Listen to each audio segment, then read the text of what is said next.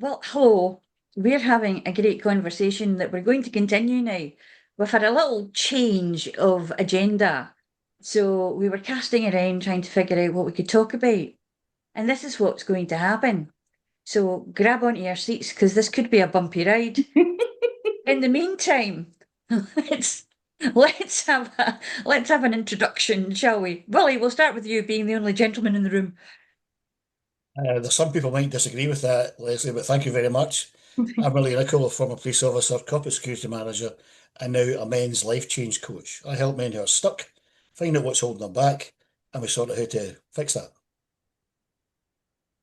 Really? Me.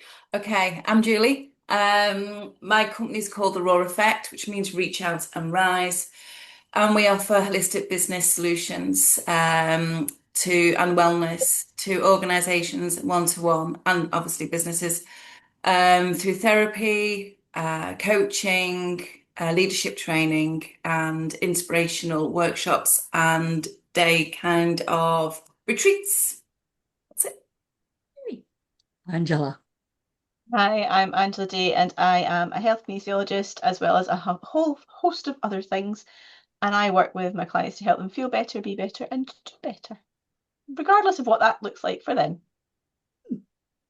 And I'm Leslie Marsh, and I look at things that are like method in the madness and mind methodologies, all about, if you don't mind, it doesn't matter. Well, is that true?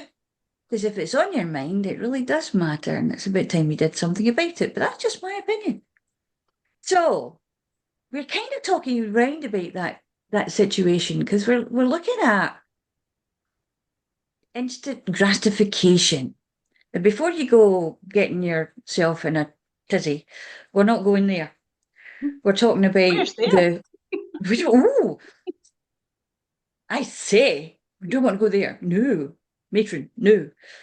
Anybody who's not of a certain age will not know what I'm talking about. But anyway, watch a Carry On film, you'll find it. Kenneth So, Williams. yes, that's the one.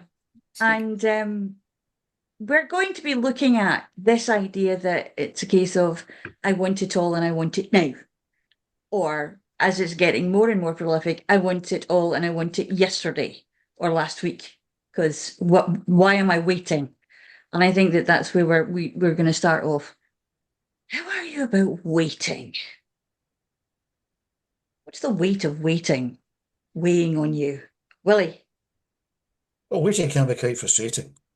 Um, but when I was growing up, you were told wait in the queue because it's good manners, it's polite. But now we've got Amazon. You can order something one day and it's there the next morning. Or you order Just Eats and you have a nice meal there in 15 minutes. So you don't have to wait. What do you call it? Convenience or I don't know, convenience probably. And we have become used to that. So waiting has become a bit of a pain. And we want it now. So that's why we've got Amazon, Uber Eats, whatever it happens to be. Um, and I think social media plays into this as well, because you go to social media and you'll get the latest news, the latest influencer, the latest this, the latest that. And I'm not sure it's a great idea. You came up with something earlier on there, Angela. You just taught me something again about social media. What was that about making things go faster? Oh, so obviously, when you've got all this stream of consciousness coming at you from your social media screens, and if you decide, well, just get to the point, as I have found myself thinking on a number of reels, and you just hold along the edges, hold your finger on the edge, and I think with some of them you hold and press down, and it'll lock it 2 times speed, so you get there a lot quicker. Do they sound like Pinky and Perky? They can do. It depends on the creator. There's some creators you'll not speed up because you can't understand them, but other ones that are just showing you things. You don't need to. I think it might be quite fun to listen to Pinky and Perky again. If anybody doesn't know, Google it.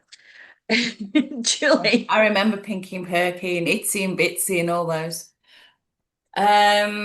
Patience, that's a good one. I know when I was going through a lot of stuff when I was getting divorced and everything else, I wanted everything to move quick. Yeah. because I was going through a lot of uncomfortableness. And when I used to do my Oracle cards and everything else, honest to God, the patience card used to flip out. For God's sake, not patience again. Honestly, it was like every day it was patience, it was screaming at me. And I absolutely believe in divine timing, I do. But it can be challenging and frustrating at times if you're going through a lot of stuff as well.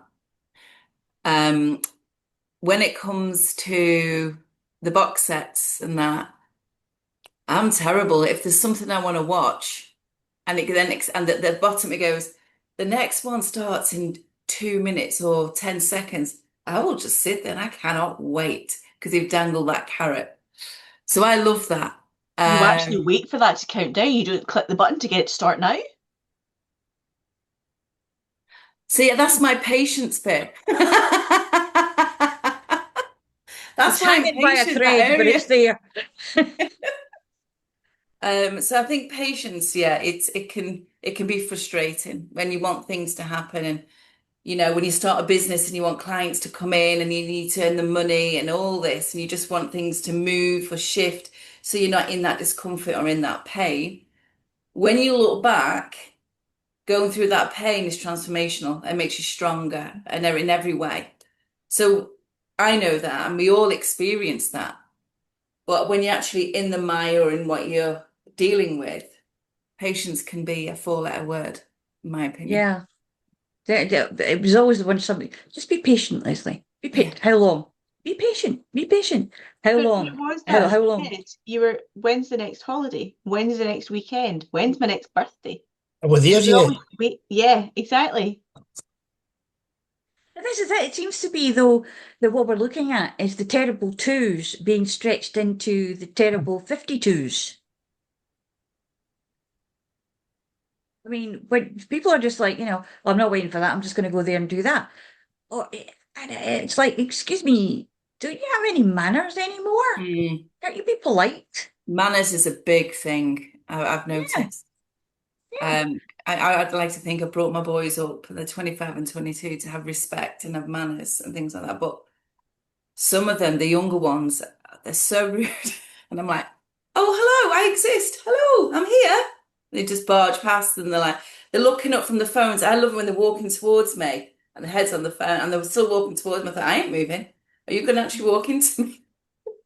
You know? Then you're Um, in the road. It's your fault. You're in the yeah, road. yeah. However, having just come back from summer camp with the volunteer organisation I work with, we took their phones off them on Friday night. So they got their phones taken out at 9:30 on Friday night. They were allowed to stay up to watch the football, and they did not get their phones back to them until the Sunday as they were being picked up. And it wasn't Wonderful. until one of them came to me about 10 to 5 and said, "Are we getting our phones back?" Nobody else had remembered. Nobody else had asked for them. They Yeah. just got on with it. There's always And one. I think what's really important now, and this is where the raw effects coming in with working with teenagers and that, is communication. Mm. There's a massive breakdown in communication and connection and collaboration, massive breakdown with it, and that's to do with the phones. I think we discussed this before, that you read a message from someone how you're feeling yourself. Yeah. And it may not have been presented that way. Yeah. Or you read a message on Messenger or wherever it is, and it's not being presented that way, but you actually read it, you act and react from where you're feeling. So there's the breakdown of communication. No one picks up the phone. Let's have a chat. Let's clean it up. You're feeling this, I'm feeling that, right? Let's sort it out, let's clean it up. But Yeah. then you have to wait for the other person to actually tell you what's going on. You have to have the patience answer the to phone. actually let them, or to answer the phone. Because sometimes they don't like answering the phone anymore. They don't speak on the phone anymore. No, they don't. Absolutely Yeah, not. yeah, they're No willing one's- to leave you a 3-minute voice note. Yeah. Yes, Yeah, what's with what's that? that about? Pick up the phone and speak, and then we can have this two-way conversation. Otherwise, I'm not going to leave you another 3-minute thing. And it's like, How much did you hate leaving voicemail messages for people when you were younger? yeah, I still But hate it. they're Yeah. choosing to do that now. yeah. But I don't oh want a voice gosh, note. yeah. Well, Honestly, that's because that's in their terms. They've left the message. No one's asked them an awkward question. No Mm. one's making them feel uncomfortable. Mm. They've blam, there we are. they have shielded themselves from any discomfort. Mm. So Ooh. the actual speaking to someone, in fact, someone phoned me at 10 to 5 just before I came on here. And it was someone I met at networking who had phoned to apologise for not getting back in touch with me because he'd had the man flu. So his wife said. And I thought it was really nice. He didn't send me a message, didn't email me. He just said, to hell with that, I'm going to phone Willie and apologise. Well, there was no need for it. I'd done him a wee favour. But that that communication thing, you're right, is I have coached young men, particularly, who do not know, let's put it colloquially, they couldn't pull a bird to save their life Mm. because they don't know what to say. Yeah. A tongue-tied, one young man, he gets over the what's your name and all this stuff, and they're standing in a club or a pub or whatever it is, and then that was it. Total mind blank. I didn't know what to say. And surprisingly enough, the young lady would wait for a while, then bugger off. So I had to work Mm. through that. Communications is a huge part of life. But if you're not given that skill or Yeah. whatever it happens to be, right, as in, would you like to go on a date for me? Or fancy going to the pictures or a Yeah. drink or whatever, right? That's it's not going to happen. And that goes across all ages and all spectrums. I was fortunate insofar as if you didn't speak, that was it. I would have a generation where they had phones with curly bits and wires put into the wall. Yeah. No mobile phones. So if Mm. you phoned and made an arrangement to meet at 7 o'clock under the clock at that particular location, that's it. And Yeah. if you didn't turn up, well, you're obviously toast, right? But so Yeah. you had to actually make an effort. Now it's I'll take a bit of effort to actually talk to someone. I'll just leave a wee message. So the technology and the advancements in science or whatever have been absolutely great. We couldn't live without mobile phones. Like you're checking up your kids or your whatever you're doing, right? But the double-edged sword is they have become this means of communication, which actually makes communication more difficult. There's It's another interesting when you aspect said of it. something there. You said something there, and it made me think immediately of the prolific issue that we have with anxiety these days, Mm. which is a forward casting of disaster Mm-hmm. and presupposed trauma. Mm. So I'm thinking that maybe the idea is that if I leave a voice message and they don't ask me any questions or anything like that, it's because they've spent much time thinking, oh, what if they asked me this? And what if they asked me that? And what if I do that? And what if that doesn't work? And what is this doing? And, and maybe that's part of it. But it could be chicken and egg situation. What comes first? I've But asked my boys about communication with going out on dates and meeting up with girls and what's it like now. And my youngest, I mean, well, he was young then, he's actually, sorry, my eldest, but he was young at the time and he was about to go off to university. And he was on Tinder. I said, what are you doing going on Tinder? You're going off to university, go out and, meet the girls out in the clubs and everything else, And he said, the thing is, Mum, he said, if you approach a girl, you've got to be really careful because you're invading the space. Yeah. And if you're which means persistent, you've trained them well, so that's good. yeah, yeah. And then it's like, if you persist and go, look, can I buy you a drink or, what's your name or something like that. And if you go back again and again, he said they put you down, like, they'll push you back and say you're invading my space or you're mithering me now. And then next minute he said, oh, the girlfriends come round going, you back off. And then I said, oh my God, I just want to buy you a drink. Yeah. Now, it's a really interesting dynamic because I asked the same with my youngest lad. He said exactly the same. I thought, that's really weird. And then my nephew, without him even knowing that, I've asked my boys. I said, what's it like on the going out for a date on the dating scene now? What's it like when you go out chat up a girl? He said, oh, it's a nightmare. He said, it's awful. He said, I don't even bother anymore. He said, because you can't like touch the arm and say, can I buy you a drink? And then you touch someone, and it's like, oh my God, you've assaulted me or you've touched me. He said, it's awful. He said, don't even bother. So there's definitely a breakdown, and equally either side, but there's definitely there needs to be some sort of balance, I think. I think so The anyway. human race is obviously doomed then. Yeah. I think Einstein said that at one point. Well, that's the incels thing, right? Yeah. Maybe all these young men have got so many knockbacks, they think, well, the hell with this for a game of soldiers. I'll become an involuntary celebrant or whatever the hell it is, right? Mm. But the I remember as a young man, one of my older friends said, just talk to him like a pal. Mm, Hi there, how you doing? What's your name? Can I buy you a drink? And where are you from? And all that usual mm, bullshit chit chat. Right? And if you get the cold shoulder, fine. mm. Right? If not, they Yeah, turn around and they move on. reciprocate, and then hopefully within 30 seconds you're off to the races, so to speak, because you've treated them like a human being. There used to Yeah, be that, where all the girls dance on the dance floor at one point, yeah, and all the men kind of hung about like, yeah. what's this, right? I remember. And you go, what do we do? You just got, want to dance, Yeah, right? Or in Glasgow clubs, you just get a swagger up, do your dancing thing, and yeah. then I'm gonna say you start balance dancing yourself. with them. And if they said yes, you thought, well, she's going to put up with this crap. She can't. She must be okay. But it's the this. Maybe I'll sound like a real old fat, but okay, generations change, right? You've got Gen Z and X and all this sort of stuff, right? And what we, forgive me, I'm the oldest in the room here. What we did is we kind of, put your big boy pants on and get on with it. Yeah. Now it's, as you say, Johnny, it's all vein space. You've touched my elbow. Mm, And what? Right? Or mm, tap someone in the back and say, "Can I buy you a drink or would you like to mm. dance?" And they take the hump, as it were. Well, what's that all about? Yeah, And Is, I is don't it, think it's just the dating scene. I think it's friendship scenes. I think it's yeah, business networking meetings as well. Yeah, And yeah. it's yeah. not about the invading my space because you're coming on to me for whatever sexual connotations. I think it's also, sorry, I've got a phone coming through. I'm going to cancel it as quickly as I can. Um, and it is that concept that you're in a networking meeting and you want to talk to people and you want to be around people, but you don't know how to say hello. Mm, Don't know how to come in and have that conversation. Or somebody's in the middle of a conversation and the only way you know how to deal with it is just come in with your size whatevers and you're stood there joining the conversation, maybe at the wrong point, just because social barriers, social constructs, you don't know how to deal with these things.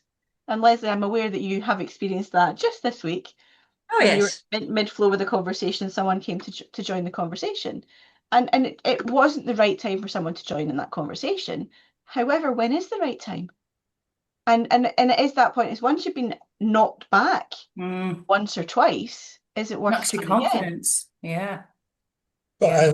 I've actually coached people about networking who are reluctant, who are shy, Hmm. introverted, whatever it is. How do I insinuate myself into the conversation? Well, I wouldn't use that word insinuate, but if you kind of go up and be pleasant, don't say anything, wait for the conversation to finish. Hopefully, someone else in that conversation will tipple, go, here's a new person, and do the right thing and say, hi, new person, Mm, what's your name? Come and join the company. But this one particular lady was, well, I couldn't do that. I couldn't do that. Why not?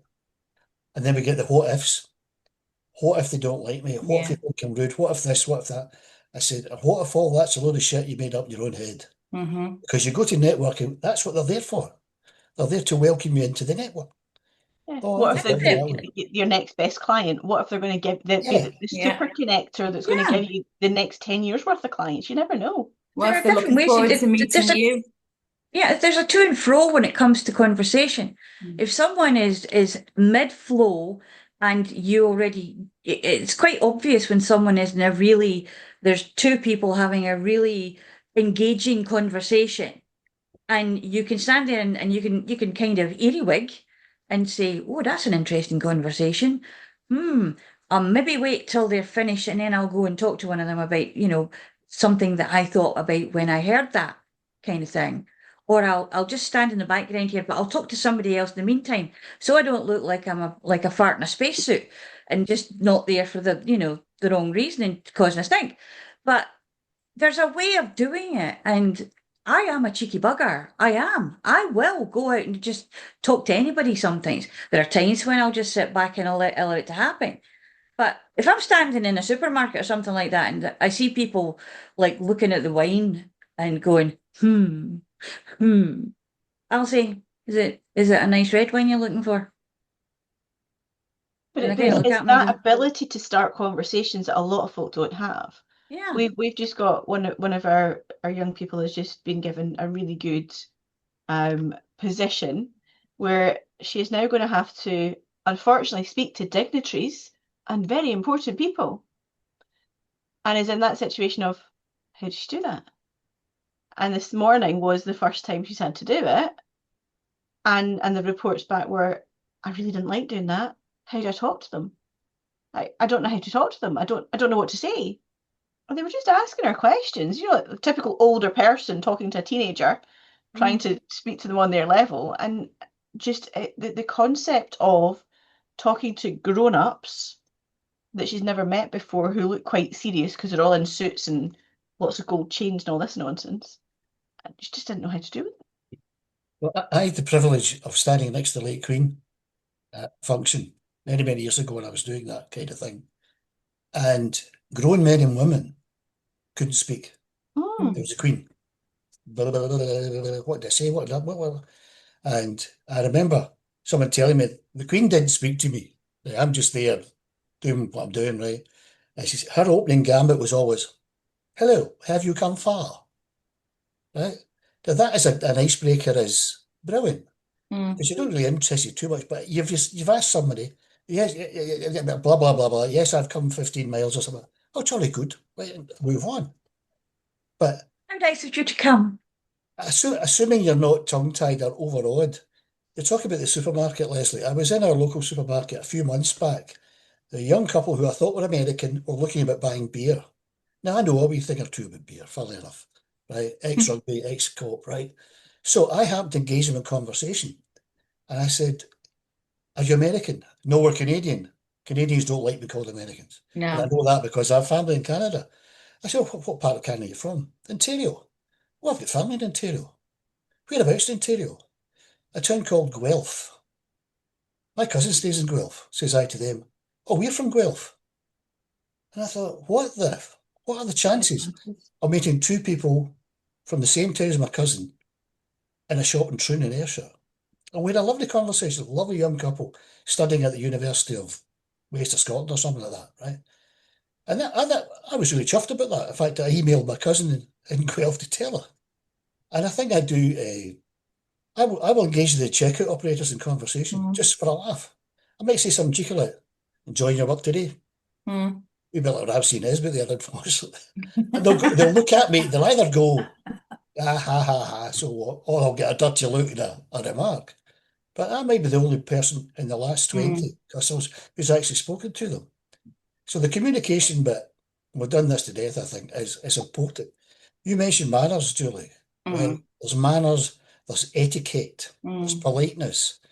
And I don't think kids are learning this glued to their mobile phone, sending voice messages and not engaging in actual conversations, never mind face to face, eyeball to eyeball. And And that's where the confidence is in the eyes, isn't it, as how well? do you expect them to grow and develop and learn coping mechanisms and so on and so forth if they're stuck with this piece of equipment that allows them to send a WhatsApp message and that's it? Or even, as you were mentioning earlier on, has become a companion. Well, just before you move on to that, it's an interesting one that you say that having that conversation with people. I was talking to someone recently who said that they're two young people, they were pals. One's come over to visit her, I think it was her daughter. The two of them sat in the living room on their phones, messaging each other on the same rude. sofa, just because it's more comfortable, it's easier.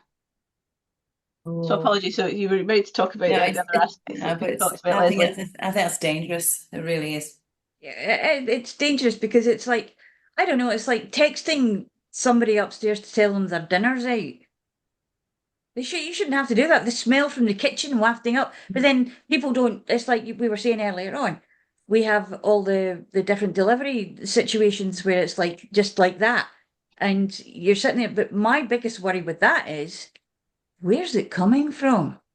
How was it looked after before it got to you? If it's that fast, who's taking care? And nobody seems to bother about that. It's a case of there's the money, stick it in my gob right now, and basically, will they actually wait to go to the toilet or not? It's like, why not just sit there and just have it, factory food straight through? Have you not seen that film Idiocracy? No. Go watch it. No, I think I actually started watching it and thought, this is even below my threshold. It's just like, We'll come back to that when we're not recording. okay, okay.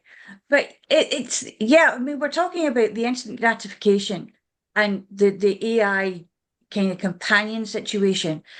Now, interestingly, we were having a conversation a little while ago, and I can't remember quite where I was, but we were talking about the different AIs and how they kind of are always nice to you. And any idea that you put into them, it's like, yeah, this is great. No one in the world has ever thought of this before. It's so wonderful. You are just on the ball, kind of thing. And then somebody said to me, you know that you can actually type into this thing. Now, I'm going to say this. So, warning, if you don't like this kind of language, turn it off now. You can actually type into it and tell it to not blow smoke up your arse and just tell you what's what. Not be nice to you, not just, smooth you over and stroke your ego, but actually to tell you, yeah, that's fine. What do you want now? Do you really think that's a good idea? But and I think that what you were saying earlier on, Molly, is very true. If you have something that's giving you all this affirmation of, oh, yes, it's wonderful, and you can really do this, and you can do that, that's great to a point. But when it comes to taking it out into the real world, if you can do it with a machine, doesn't necessarily mean you're going to be able to do it with somebody else who doesn't quite answer you the way you're expecting. That's a big slap in the face sometimes. What I was saying earlier, I read it in the newspaper or something like that young boys, 14-year-old boys, there's some app they can do where they can actually create a girlfriend, an AI girlfriend, right? And I believe, with the graphics, they can equip them with attributes they find attractive. I'm putting that as politely as I can. Right? I bet they all look like Jessica Rabbit. Exactly. Right. So, and then they have a conversation with this artificial person. And we said, right, we be like ChatGPT, they don't swear at you. They don't come back and say, that's a shit idea, Willie. What are you thinking about, you clown? Right? They would go, I suggest perhaps you could do this better by blah, blah. Whereas your best mate will tell you, or your best girlfriend will tell you, really? Are you off your rocker? You're going to do what? And you think, oh, okay then, right? And you'll get that piece of advice or whatever it happens to be straight between the eyes. But your artificial girlfriend or boyfriend won't tell you that. ChatGPT won't tell you that. So if you get into the big wide world, I think everything's going to be absolutely touchy-feely and super duper. And some real person gives you that straight between the eyes. You think, So oh, it's I'm like back to so worried. it's like it came from that film Weird Science. Do you remember that film? The two boys make a personage, and it comes out as, I can't remember her name, but she was Jessica Rabbit style. She was kind of one of the supermodels at the time. I can't remember any longer. Yeah. And total havoc ensued. But they kind of, the whole thing of the film was they were kind of growing up and they were getting to realise what the consequences were of having things work the way they wanted it to. Because, be careful what you ask for, you might just get it. And when you get it, it's not going to be what you think it was going to be. It could be a lot worse, a lot harder to deal with. But then it's like we were talking earlier as well, when a child is learning to walk, they fall down, they sit on their bum, they have a little greet about it, and then they think, hang on a minute, everybody else is walking about in these two big pin things that they've got. I'm going to try that again. And they keep trying until finally they do. Yeah. Or they can see the chocolate biscuit on the table and they want it. Oh yeah, or the ornament that's supposed to go for. Yeah. Never mind copying everybody else. Food, toys, sparkles. Yeah. I use that analogy a lot with clients. It depends on the carrot that you've got on the end of the stick, I suppose. For me, it was always animals. Still is. I mean, that's a great conversation starter. You don't believe the amount of conversations that you start if you actually start talking to the dog or the cat first, and you ignore the human completely. Because before too long, the human is absolutely desperate to get in on the conversation. Well, we used to have a Yorkie dog, Sally rolling with us, Max, the cutest wee bundle you could ever see, right? And I would walk along the beach with him. And women would just fall at his feet. Just say, oh, how cute is he? And I just stood there and I thought, I wish I'd one of these 50 years ago. Right? And that would start a conversation. And not in that context, it's just, he's this and he's that, and yada. Where are you from, etc., etc. Right? But the you can start a conversation. You can learn to start a conversation like that. I had a lot of training, obviously, in the police and whatnot. But the ability to interact with other people. What's the best school to go to? The school of hard knocks, where you learn, or it's battered into you, that life isn't always fair. Everything's not a bowl of cherries all the time. Right? But don't go down be miserable all the time. No. What is it? Look for the best and hope for the best and all that sort of stuff, right? But if you're not subjecting or exposing youngsters to that environment, don't be surprised when they do that thing, Angela, where they sit in the same settee, messing each other. What happens when the mum comes in and says, excuse me, I'm taking your phones away? Literally removes the handsets. What are they going to do then? They are obliged to talk. No, they have tantrums. Well, okay, then you're not getting your phone back then, right? That's Or right. I've known people who just say it's in the sink. There you go. And unfortunately, a lot of people, it's an electronic babysitter. So the Well, there's parent that. will give up quicker than the child will, has been my experience of seeing it happen. I always stuck with it. If my boys kicked off, I think having boys and being a single mum as well, you have to set a precedent, have that respect. And if they were kicking off, and I'd warn them once, twice, there was never a third time. And it'd be like, if you carry on, I'm going to take the phones off you, and you're going to have them without them for 2 weeks. And that did mean then they're going to go to school without the phones and on the bus without the phones. And the part of me's going, oh my God, what if the bus breaks down? But I thought, no, I always stuck to my word. And I've always said, my word is true. So if I take them off you, it'll be gone for 2 weeks, and it will be 2 weeks. And they used to push it, and then I'd take them, and literally I would wait, honestly, 2 weeks, then they'd get it back. Yeah. Did they learn their As lesson? soon as I made that decision, that was it. They Yeah. learned Yeah, their lesson. I have to say that to kids sometimes on the very few occasions that I speak to them at all. It's a case of if I say I'm going to do something, that is what I will do. Yeah. So don't get that far. Yeah. Although I have inherited a very scary face expression, and it works really, really, really well. I have a look, and the boys go, what? Don't have to say anything. It's the look. And unfortunately, I've told my cadets they're also supposed to be scared of me, and they just laugh at me. So I'm obviously not the scary one. So from that perspective, then, how do we then work with clients to get them past this? How do we get them to understand it's a problem? What do we do? I think they have to come to us first and ask to a certain extent. Email is a good one. They could even WhatsApp us or leave us a DM and say, I think I'm having a little bit of a problem with this. I mean, I actually, the stall at the Barras situation, I talk to a lot of people there, which keeps my conversational skills up to date. And but a lot of the time, I'm speaking to parents, and I had one yesterday, and they were kind of walking by, and they said something. I said, "Oh yes, if you're interested in that, have that," and I passed my leaflet over. And I said, yeah. And she looked and she went, oh, hypnotherapy. I said, yeah, anxiety, phobias, chronic pain, that kind of thing. And she went, and she immediately went to her daughter and said, do you hear that? Do you hear that?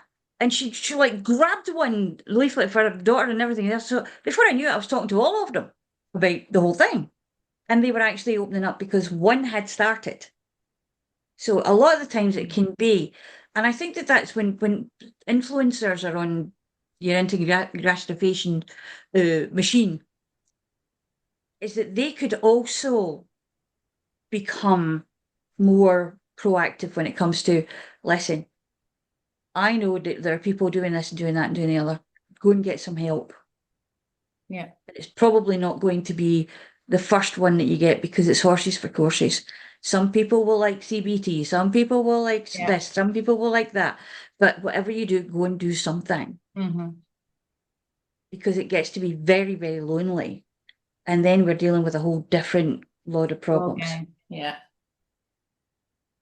And all I it does, think exactly on that point as well is just because the first hypnotherapist you've come to isn't the right one for you, doesn't mean not to maybe try somebody else. I've had that you before don't many believe how many times people with I've spoken to. hypnotherapy. Yeah. We speak to people all the time and they say to us, oh, I tried hypnotherapy, was terrible, never worked, didn't work at all. No. So it'll never work. I can't So be I had that hypnotized. experience and then went and trained in it. Yeah. Oh, yeah. Yeah. Well, I had a very good experience with it when my dad passed away many years ago. So much so that when I eventually fell into that environment, I thought, yeah, I'm going to go do this. That this is not meant to be sexist and misogynist. How many hairdressers have you ever been to in your life, ladies? If you tell me you've stuck with the one since day one, I won't Oh, believe you. different hairdressers, yeah. Right. Numerous. So you try one and you think, and then you probably get to a favourite or one that you get on with. The same with, I don't know, restaurants. You go to some restaurant all the time. No, you don't. You try until you get to whether it be a therapist or a coach or whatever, till you get one that yeah, we've got a connection here. And Yeah. it's all about rapport and all this kind of stuff, right? I start talking about football or the weather or whatever, right? And even if the other person's not of the same persuasion, me football wise, we can still have a bit of banter, right? And there's this fear thing of appearing vulnerable. If I go in and chat up this young woman and she knocks me back, I'm going to look like a right clown. Well, so what? School of Hard Knocks says you get back on the horse, right? And there are plenty, as your mum said, there are plenty more fish in the sea, son, right? And you just get back on it. But I think that I've tried it once, it didn't work. I'm going back to my phone and my AI companion and my messaging, and I'll be safe. I'll be comfortable. Yeah. Yeah. Nothing can That's happen to it. me. That's it. Going back to your hairdresser analogy, though, as well, I've been going to the same hairdresser for the last 25 years and I only pay this much for it and I get the cut that I want. And then suddenly that hairdresser moves or something happens and you have to go somewhere else, or you move and you have to go somewhere else. And there's a different person who sees a different way of doing things with you, who, and it might be a little bit more expensive. I mean, I'm going to put my hand up and say, I did fly somewhere and made a point when I went there to go and see the hairdresser that I'd been to see before. I didn't fly particularly for that, but because I was there, I made a point of going to do that because I had never been treated in the same way. I had never been spoken to in the same way. I had never had my hair done the same way as they had done, and I missed it. So I wanted it again. And this is it. Sometimes you have to shift your position. Sometimes you have to shift where you're looking to find what you're going to, something that you really like. And it might just be that, I had a friend who was doing hairdressing training. And every week, I can guarantee you, my hair was a different color. It was either curled or it was straight. And at one point, she took it and she just held it up like that and went, oh, and cut the whole lot off. And I was sitting there going, oh, well, it'll grow. These days, maybe not. But yeah, then you don't believe the amount of hairstyles I had. But it was always the same person doing the different things. And you get used to it. And I think that's it. We get used to the familiarity zones that we sit in. And if we don't actually use the voice that we're given, and that might just be if you can't use that voice, or oi, look at me, I'm here, talk to me. But Help me talk to you. There's those elements of that familiarity, and when things change, and we've talked about transitions and transformations and changes before, and how it's not always comfortable to go through that. You find situations where a relationship has ended or a friendship has ended, and you're back on the market for a new friendship or a new relationship. But there's so many people who just assume, well, that new person is just going to slot straight into the role that other person has left, regardless of what that new person wants. Yeah. I've got this gap and I need it filled. And I'm wondering, well, if that's where these AI bots are coming in useful, perhaps in the early stages, but not long-term solutions that, well, I've got this gap, I need it filled. And not understanding that there's a person attached to that need of, I'm lonely, I want someone to go out for dinner with, I want a cuddle, whatever it is, there's a person attached. It's not just what you need, it's what they need too. It's Or an interesting one. Sorry, Will. sorry. It's an interesting one because I have a Fitbit. I love exercise. I love doing stuff that makes me feel good. And on my Fitbit now, there's an AI coach. And this is really interesting. So I've started having this dialogue with this AI coach, and this is why I can't do this because my parents are poorly and I've had to go down. He goes, that's absolutely fine. And this AI bot is getting really used to my language and everything else. And it's very, very clever. I'm observing it and using it. I'm thinking, how is this going to help me? But I'm learning from it. And because it's everywhere. So I want to know more about it. So I'm using it to educate myself, but also, like you said, well, I can't get over the fact that there's a person they want to have a date with that's an AI. But I get it because it's very clever, and I'm such an observer of this, of the conversations it'll start to have with you. I agree with you, Julie. I think that's a really good thing. Why don't we suggest this? Oh, that's great, thank you. And I'm waiting for it to come back. What's it going to say now? It's fascinating. Fascinating. But I can also guarantee you, we'll come back and say, Julie, that's a load of shit. You don't want to be doing that. No, absolutely Don't do not. that. No. No, absolutely not. And I think that's quite often what we need. You Mm, know, a true friend to say, Willie, mm, really, right? Have you thought this through? And I thought that was a great idea. Now that I come to reflect on it, as someone whose opinion I trust has mm. maybe raised a wee bit of doubt, like, okay, I'm going to revisit that. So if you're going to get a companion or someone to engage in conversation who's never going to criticize you, never going to answer you back, never going to call you a rude word, is that helpful, healthy, or anything? I don't think so.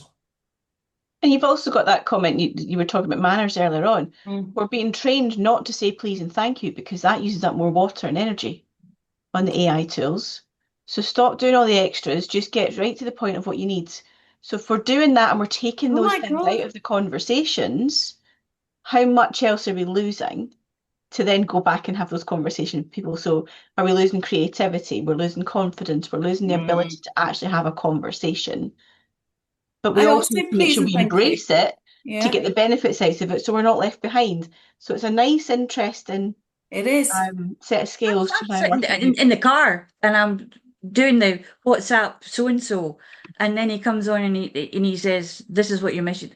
Do you want to send it? Yes, please. Send. Thank you." It's not even listening by that point. No, I'm pleased and thank you on the AI thing as well. Say, can you please, thank you very much. Even the coach go, thank you. Have a lovely sleep tonight, Julie. I'll see you in the morning. Okay, thank you. But It's those They're being extra slow. bits are using up more of the data credits and more of the clean water and everything else that goes with it.